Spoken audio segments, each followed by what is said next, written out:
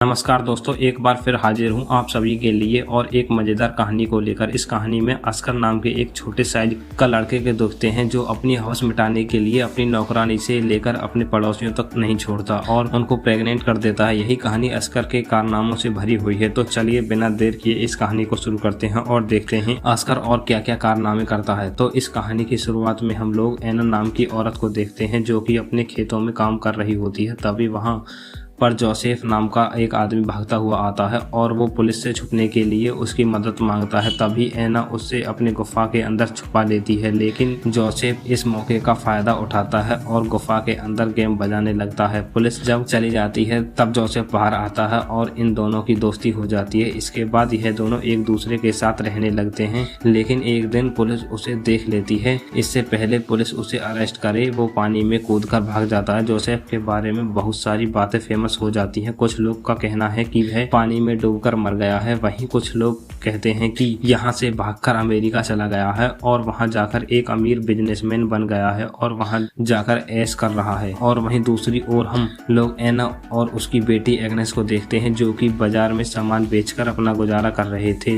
Agnes अपने cousin जेन से प्यार करती थी। एक दिन पॉलिसी पोस्ट ऑफिस में काम करता है। इसके अलावा एना अल्फ्रेड से भी प्यार करती है जो कि एक जर्मन शेफ था। उन तीनों के कार्यक्रम से अस्कर नाम का एक बच्चा पैदा होता है। अस्कर पैदा होने के बाद रोता ही रहता है और वह चुप ही नहीं होता जब उसकी माँ उसे यह कहती कि उसके 3 साल होने के बाद उसे एक टिन ड्रम देगी। इसके बाद वह रोना बंद करता है। अपने 3 साल होने के बाद जब अस्कर अपने जन्मदिन पर लोगों को शराब पीते हुए और कुत्ता डांस करते हुए देखता है तब वहाँ डिसाइड करता है कि वह कभी बड़ा नहीं होगा और अपने इसी काम को पूरा करने के लिए वह सीढ़ियों से कूद जाता है। इसके बाद से अब अस्कर हमेशा के लिए 3 साल का ही रह जाता है। वो हमेशा अपने ड्रम को अपने साथ रखता है और जब कोई उससे उसकी टूटी हुई ड्रम लेने की कोशिश करता है वह इतना जोर से चिल्लाता है कि वहाँ अपनी आवाज से कांच को तोड़ देता है। धीरे धीरे टाइम गुजरता है। अब अस्कर 6 साल का हो चुका था। अस्कर ना ही बड़ा हो रहा था और ना ही वह अपने टूटे हुए ड्रम को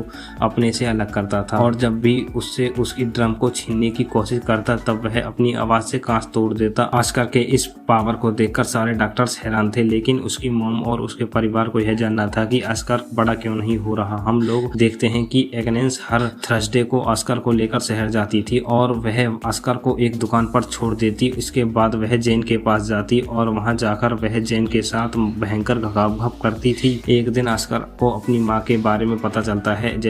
ऐसा करते हुए कई साल बीत जाते हैं और अब अस्कर 12 साल का हो चुका था। एक दिन अस्कर अपनी मॉम डैड के साथ सर्कस देखने के लिए जाता है जहां वह कुछ बने लोगों का परफॉर्मेंस देखते हैं। उन लोगों के परफॉर्मेंस को देखकर अस्कर के मॉम डैड को ऐसा लगता है कि शायद अस्कर भी ऐसा बना है। सर्कस का खत्म होने के बाद अस्कर ड्राइवर नाम के एक पौने से मिलता है जो कि अस्कर के टैलेंट को देखने के बाद उसे अपने सर्कस में काम करने के लिए ऑफर देता है। लेकिन तभी अस्कर के मॉम डैड वहां आ जाते हैं और वो अस्कर को अपने साथ ले जाते हैं। इसके कुछ दिन के बाद हम देखते हैं कि अस्कर की माँ अस्कर को जिस दुकान के पास छोड़कर जाया करती थी वहाँ वह दुकानदार भी धीरे धीरे एग्नेस से प्यार करने लगा था और उसे और अस्कर को अपने साथ लंदन चलने के लिए कहता है। लेकिन तभी एग्नेस उसे मना कर देती है और वहाँ से चली जाती है। इसके कुछ वक्त बाद एग्नेस को यह पता चलता है कि वह प्रेग्नेंट है और उसके पेट में जेन का बच्चा है। इस बात से एग्नेस बहुत परेशान हो जाती है और वह टेंशन की वजह से बहुत सारी मछलियाँ खा जाती है और जो कि उसे खाना बिल्कुल भी पसंद नहीं था। वहीं उसके पति अल्फ्रेड को इस बात से कोई फर्क नहीं पड़ता।